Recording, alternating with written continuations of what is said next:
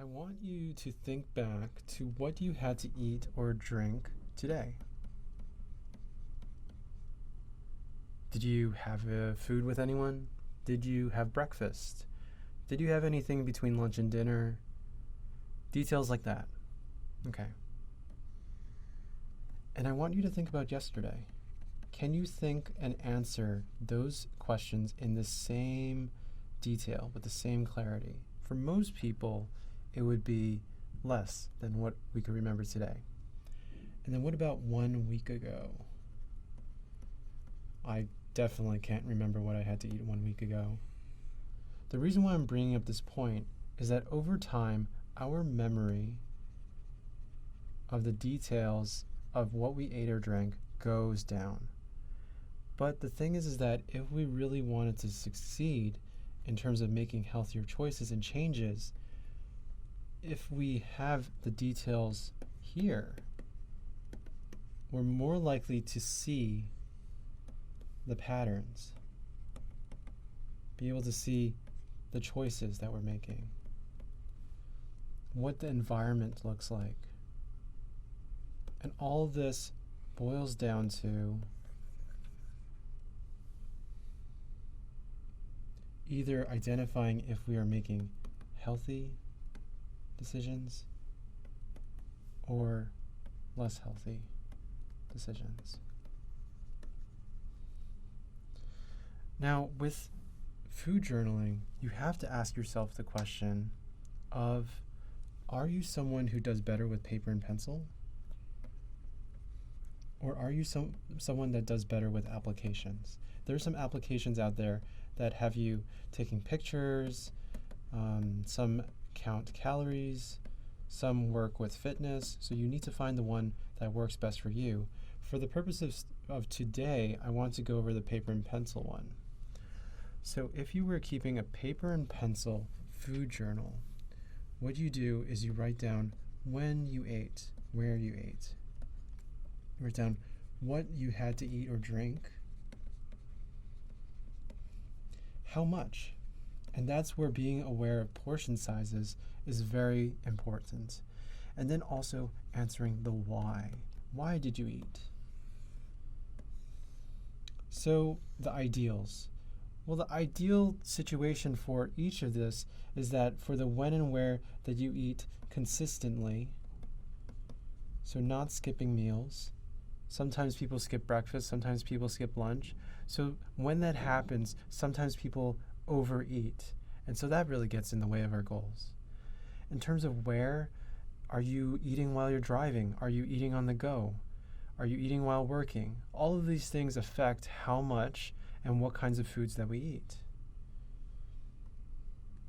And so in terms of what we eat and how much, one guideline that was released is the MyPlate. The MyPlate helps us with knowing about portion sizes and also knowing about what kinds of food groups to have in a meal. In terms of why, sometimes people eat for physical reasons.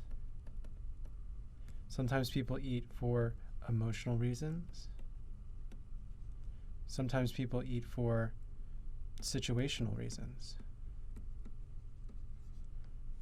And so the idea is that if you were physically hungry, you can use a scale called a hunger and fullness scale, where you rate yourself on a scale from very starving or hungry to very full.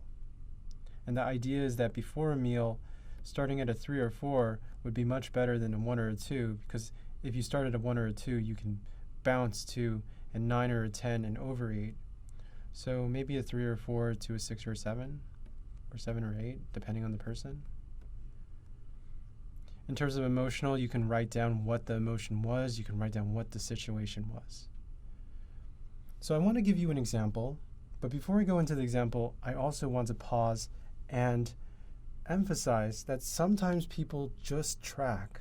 They track for a week, they get the skill down, and then they make changes. Sometimes people track and make the change, and it's so much of a burden that they end up not doing it. So know yourself and pace yourself. So this example food journal, going from left to right, talks about when I ate, where I ate, what kind of foods I ate and how much, and why I ate. So in this, if I were reviewing a food journal and trying to figure out what are the patterns, it seems like I'm eating consistently. I'm not skipping any meals or snacks. So it sounds like that is going pretty well. However, I did not include, actually, that I ate this at In-N-Out. And I didn't say that I ate this at a restaurant. So those are details that would help me figure out where are the places where I make less healthy choices. So I had breakfast with Cocoa Puffs. That would tell me that I have a cereal that has added sugars in it. So I might want to change that to something that has more fiber and less sugar. Having this chocolate chip cookie, I don't think I was even hungry when having this. But the thing is that in this example scenario, the coworker brought cookies, so that was a trigger for me to eat it, even if I wasn't hungry. And then the cheeseburger and french fries, those are something that I could have had a healthier choice if I had packed a lunch.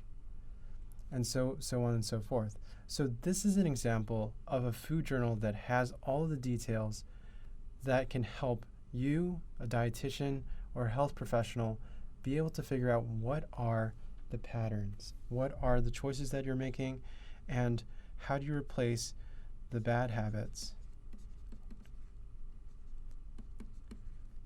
with good habits.